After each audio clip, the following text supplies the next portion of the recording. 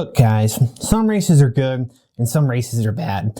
I don't make the rules, but we're about to find out which ones are the good races that I prefer and infer which ones I don't like. The Pinewood Derby. It's probably the only thing you remember from Cub Scouts. You know, without the help of a therapist digging up those repressed memories, that is. It's a chaotic celebration of youth engineering and questionable craftsmanship. Armed with nothing but a wooden block, glue, and some questionable design choices, Scouts create their own four-wheeled nightmares as the cars hurtle down the track. Spectators hold their breath, wondering if their creation will triumph gloriously or self-destruct in a spectacular display of incompetence. Cub Scouts is for like 8-year-olds, so it's definitely gonna end bad.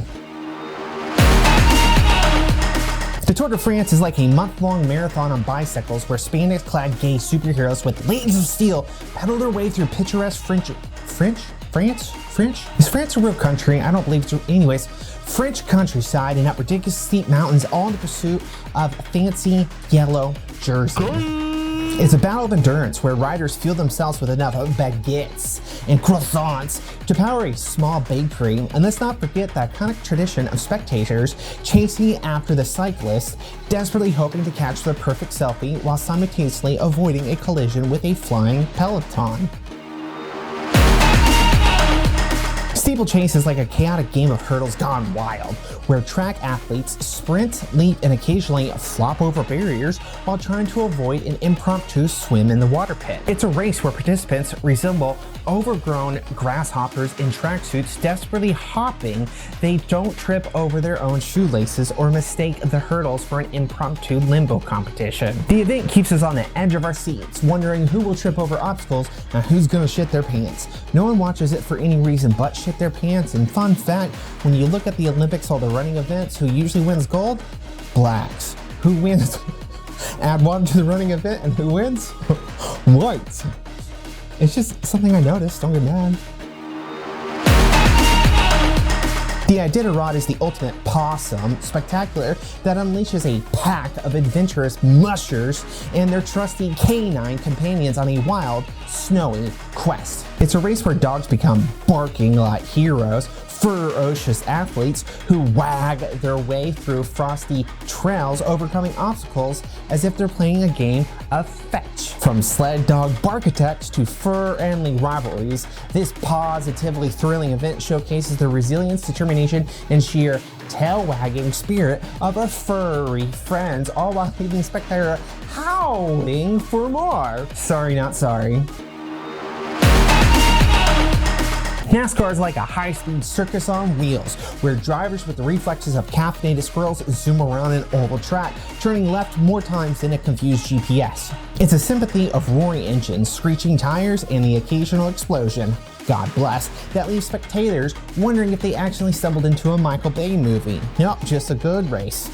Raise hell, praise down. And let's not forget the colorful personalities behind the wheel whose rivalries and post-race interviews provide more drama than a soap opera about talking race cars.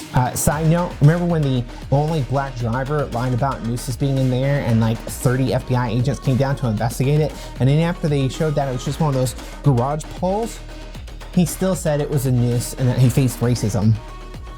Fuck that guy. The Kentucky Derby is the epitome of equestrian extravagance, where horses with fancy names and even fancier hairdos gallop their way to glory hole, leaving a trail of hoofs, horseshoes, and misplaced jockey hats in their wake. Speaking of jockeys, do you have any idea what kind of sex party those people are into? I'll let you Google that. It's a race where spectators wear hats so big that they can double as satellite dishes, desperately trying to outdo each other in a contest of fashionable absurdity. Fashion is absurd. And let's not forget the mint juleps, gross, the refreshing drink of choice that helps everyone forget how much money they lost betting on horses named after their favorite dessert. Seabiscuit's the only one I know, and it's because of that movie with Spider-Man. Cookie, you know the game. It's the best part of college. Gathering around a laptop with your bestest bros for some hardcore adult movies, just tugging away on 2 fresh Bojangles biscuits. Is there anything that makes you feel more alive? When it comes to Ookie Cookie, everyone's a winner, unless you finish last. Presidential races are like reality TV shows, but on steroids, where politicians with more charisma than a used car salesman compete for the ultimate power position, the Oval Office.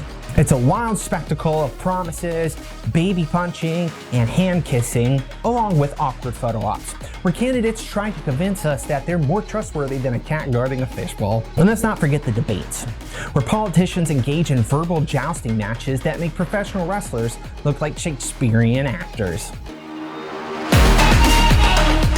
Keg races are the Olympics of college parties, where thirsty participants put on their chugging skills to the test in a battle of sudsy supremacy. The puns aren't gonna stop.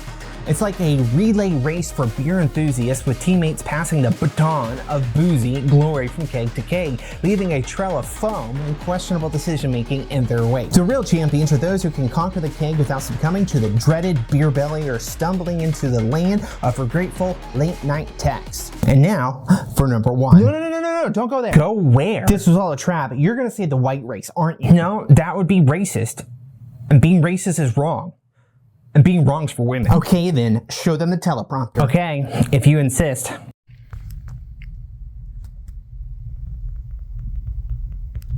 You son of a... Thank you for watching my video. The best way to support the channel is to go to my website and buy some merch that I definitely won't spend on illegal things.